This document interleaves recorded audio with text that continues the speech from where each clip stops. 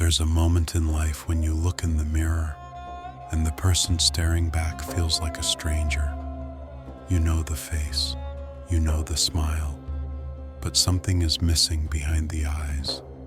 You go to work, you laugh with friends, you play your roles, yet deep inside there's a quiet ache, a sense that somewhere along the way you've drifted from yourself, and you stop.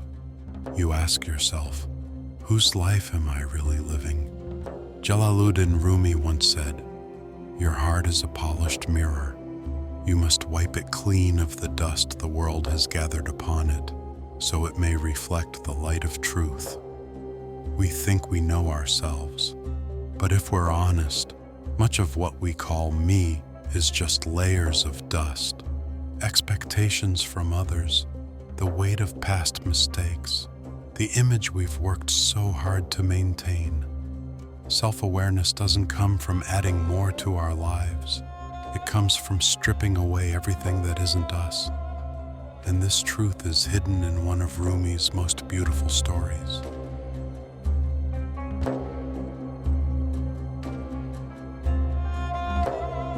Long ago, in a land where deserts kissed the horizon and rivers shone like silver threads, there lived a king. He ruled with power, but his heart was restless. One night during a grand feast, a wandering sage spoke of a mirror unlike any other, a mirror that didn't just show your face, but revealed your very soul. The idea seized the king. What could be more valuable than to truly see oneself? He announced to his court, "Bring me the finest artists, the most skilled craftsmen from every corner of my kingdom. I will reward the one who can create for me this perfect mirror." Soon, two groups of artisans arrived. The first were famed across the lands, masters of design, lavish in their style. They promised to make a mirror more magnificent than the sun. The second group was different, quiet, humble. Their leader bowed and said, "We do not decorate. We polish. We reveal what already is." Intrigued, the king gave each group a large hall, separated by a heavy curtain. They would have the same amount of time, the same resources. At the appointed day, he would judge. The first group began at once, hammering gold frames, inlaying precious stones, painting the walls with patterns so intricate they looked like dreams frozen in color. Every day the king heard the sound of chisels, the fragrance of rare dyes drifting down the palace halls. The second group made no noise. They took their tools and began rubbing the bare walls.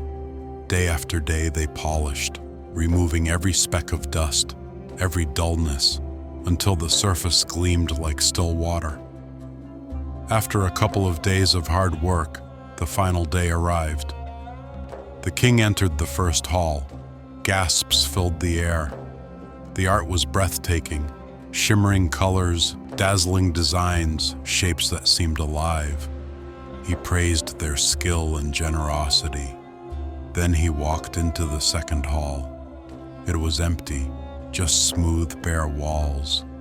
But as the light from the first hall passed through the curtain, the polished walls of the second hall caught it. And suddenly, the king saw everything from the other side reflected back to him, but brighter, deeper, more alive than it had been in the original. The king's breath caught. He saw not only the art, but himself standing within it. He saw his eyes clearly. He saw something beyond his face, something in his expression he had never noticed before. He realized in that moment, the first hall created beauty from the outside in. The second revealed beauty from the inside out. We live like that first group. We decorate our walls, collecting achievements, titles, possessions, the approval of others, thinking these layers will finally let us see ourselves clearly. But the more we decorate, the more we forget what's underneath. Self-awareness asks something different of us. It doesn't ask us to build more, but to clear away.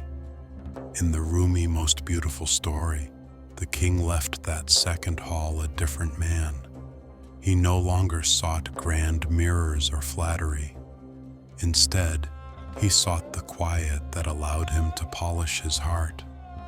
He became gentler with his people, less interested in praise, more interested in truth. That's the hidden power of self-awareness.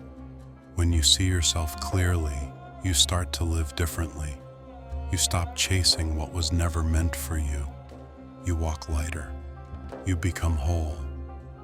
Rumi writes, "The work of polishing is not decoration, it is purification." The mirror is already there, only the dust must be removed. The king understood. The mirror he had been searching for was not made of glass or metal. It was the mirror of the soul. And we, just like that king, spend years searching for ourselves in the wrong places. Maybe your dust is the voice of someone who once told you you'd never be enough. Maybe it's the fear of failing, so you never try. Maybe it's the habit of pretending you're fine when you're not. We polish the wrong things, our clothes, our resumes, our social image, but neglect the only mirror that matters. Ask yourself, when was the last time you sat in silence and asked, "Who am I really?" Not what you do, not what others think, just you. Here are 5 gentle steps inspired by Rumi. 1. Remove what's false. Take an honest look at your life and ask, did I choose this, or was it chosen for me? Write down the roles, habits, or beliefs that feel heavy or untrue. Then, one by one, start letting them go. You can't meet your real self while you're wearing someone else's mask. 2. Polish. Every day, self-awareness isn't a one-time event. It's daily work. Try 5 minutes of meditation in the morning, a short journal entry before bed, or a quiet walk with no phone. Rumi said, "Try to accept the changing seasons of your soul." Polishing your inner mirror means meeting yourself in every season, even the winter ones. 3. Choose the right company. Spend time with people who see more in you than your resume, appearance, or mistakes. Ask yourself after being with someone, do I feel lighter or heavier? 4. Let the light and joy can feel strange if you've been living in survival mode. When good moments come, don't push them away. Pause, feel them. Let your body remember what light feels like. 5. Guard your mirror. Your soul is not public property. Not everyone gets access to your deepest thoughts and dreams. Share them with those who will handle them with care, and keep the rest sacred.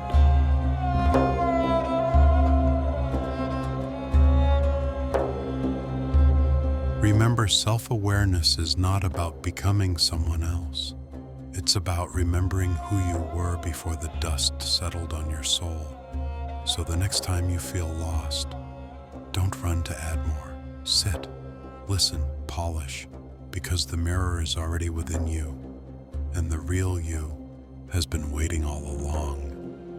Rumi says, don't get lost in your pain. Know that one day your pain will become your cure. Share this with someone who has forgotten their own reflection. And if that someone is you, welcome back.